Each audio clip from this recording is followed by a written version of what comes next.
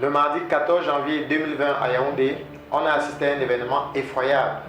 Un jeune élève de la classe de 4e et âgé de 15 ans a poignardé à mort son enseignant de mathématiques.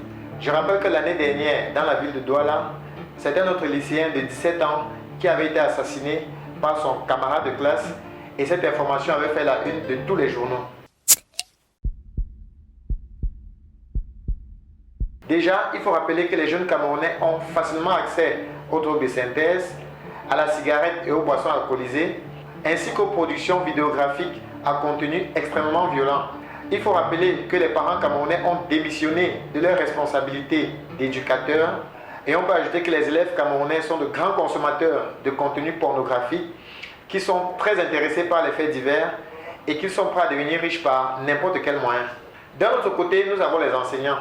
Ceux-ci sont très mal considérés dans la société et beaucoup de gens trouvent qu'ils sont mal rémunérés.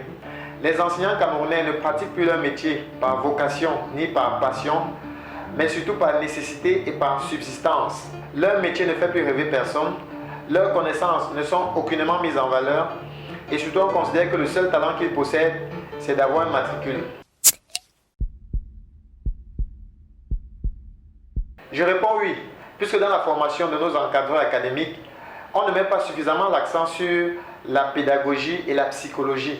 On n'indique pas suffisamment à nos enseignants qu'ils doivent d'abord être des éducateurs et des précepteurs avant d'être des répétiteurs. Moi, je me touche bien au matin. Vous êtes trop respecté. Vous êtes trop respecté. On me laisse un peu. Vous êtes trop respecté. Je me touche bien au matin. Je ne suis pas votre femme. Je vous dis ça. Je ne suis pas ton enfant. Je te dis que je ne suis pas ton enfant. Il ne faut pas te toucher. Et puis, il faut voir comment nos lycées et nos collèges sont mal entretenus. Pas de services de sécurité, pas de soins infirmiers, pas d'électricité ni d'eau courante dans la plupart de ces établissements scolaires et aussi aucun espace de détente. Sans compter que les places dans les lycées sont vendues aux parents les plus offrants et que c'est même devenu le business le plus juteux de la plupart de nos proviseurs.